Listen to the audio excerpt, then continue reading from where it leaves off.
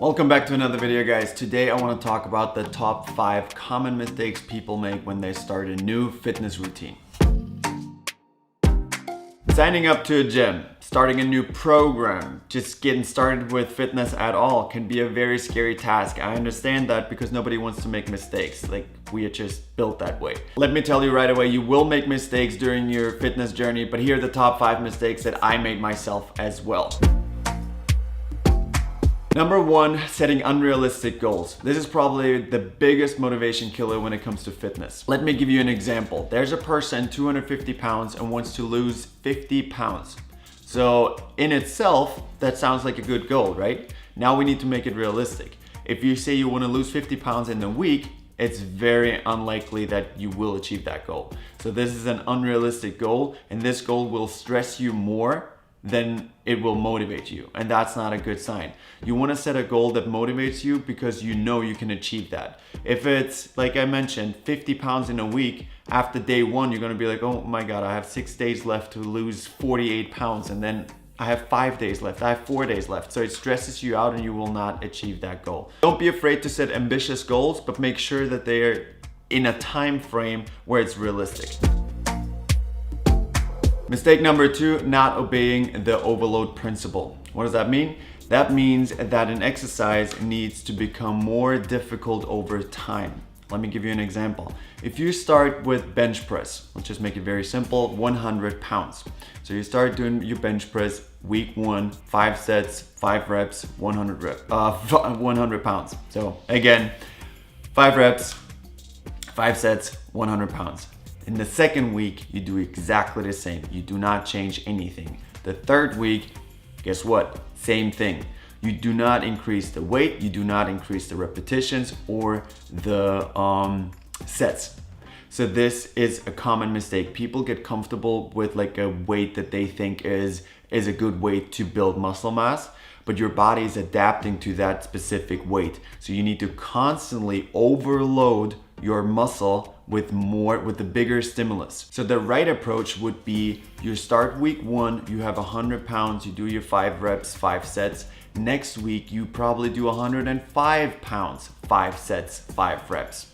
And then the next week, guess what? 110. So you constantly add more weight to your exercise. At a certain point, you might feel like, hey, I don't want to add more weight to it because my joints are kind of not adapting fast enough to the, heavy weight. So what can I do? You just change up the volume. So for example, instead of 5 reps, 5 sets, you switch it up to 4 sets, 10 reps with the same weight, and do that for a couple of weeks. But then it's still a new stimulus because like the volume is way higher than it was a week before. With constantly overloading your system and your muscles, you basically force your body to adapt to the new obstacle.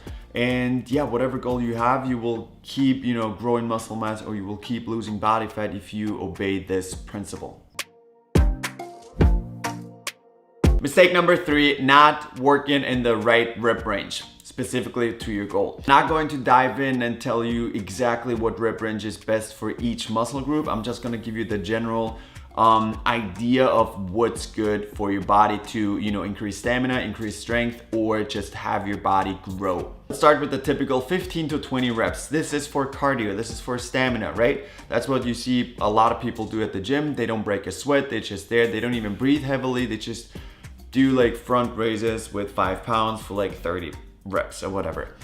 Don't get me wrong, it's better than nothing, but it's not enough weight to have your body adapt and change. So what you want to do is, if you want to do high reps, increase the weight to a point where 15 to 20, like 20 should be your limit, and then just do your front raises or whatever exercise it is. It's just an example. This will basically help you build more stamina in the specific muscle group you work in. But it will not help you grow muscle mass or get stronger. Great example, push-ups. If you start doing push-ups today, you will see that if you're very consistent with it, within a short period of time, you will be able to do over 20, 30, 40 push-ups a day. Now you're able to do 100 push-ups, but what if your goal is to gain muscle mass? Now you're able to do that, it's like easy, but you just want to gain some size. What do you have to do? You go to the gym, or you add some weight on your back for the push-ups and you do a rep range between 8 and 12. It should be 60 to 75% of your 1 rep max. And this will force your body, your muscles to grow. If you go even lower, if you do 3 to 5 reps, this will increase your strength. And if you do 1 to 3, this is for, I would just say, athletes or anybody who plays sports who wants to increase their explosiveness, whatever it is, jumps and sprints, and yeah, you get the point. Mistake number 4, supplements.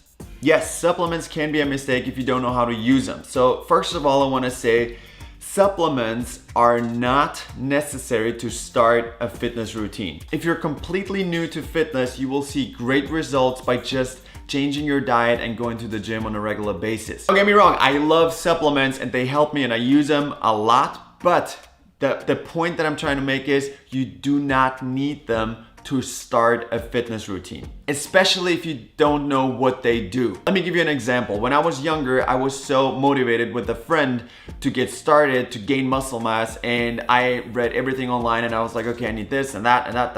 I had no idea what all those products did, but I just read it that someone, a professional bodybuilder, used it. So I was like, okay, I need that too because I want to look like that. Long story short, I had everything. I had pre-workout for the first time. I had protein powder for the first time. I had magnesium shake right after the workout. I ate a lot of food because I thought that's what I needed. And then my body was overwhelmed with the training itself.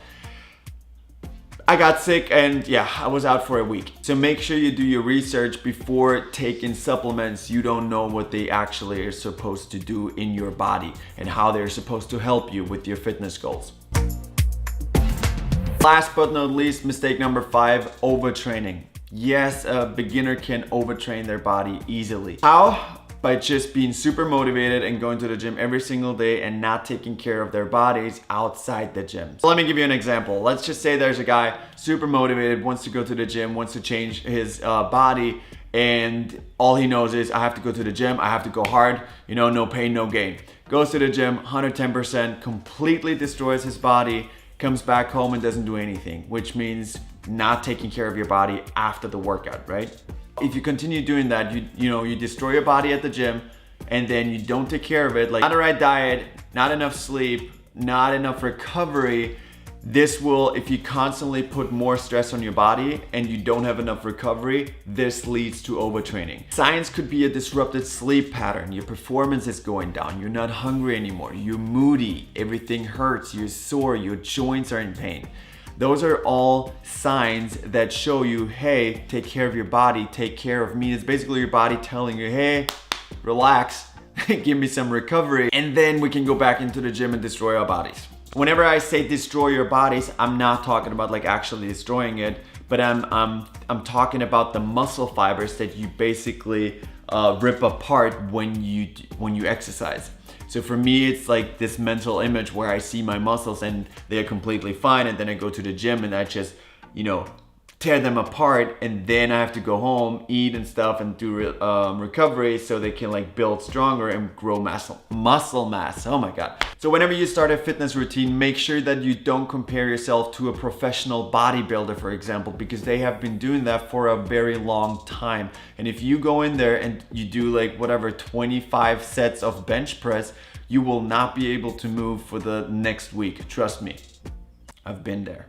Another great example is if you want to run a marathon, you don't start with 20 miles, right? You start with 1 mile and then you work yourself up there, and then maybe next time you run 1.5 miles. So your body can adapt to the new stimulus, the new exercise, the new obstacle basically. Alright guys, this is it for today's video. Thank you so much for watching. If you're new to the channel, please hit the subscribe button and the notification button, and I'll see you next time.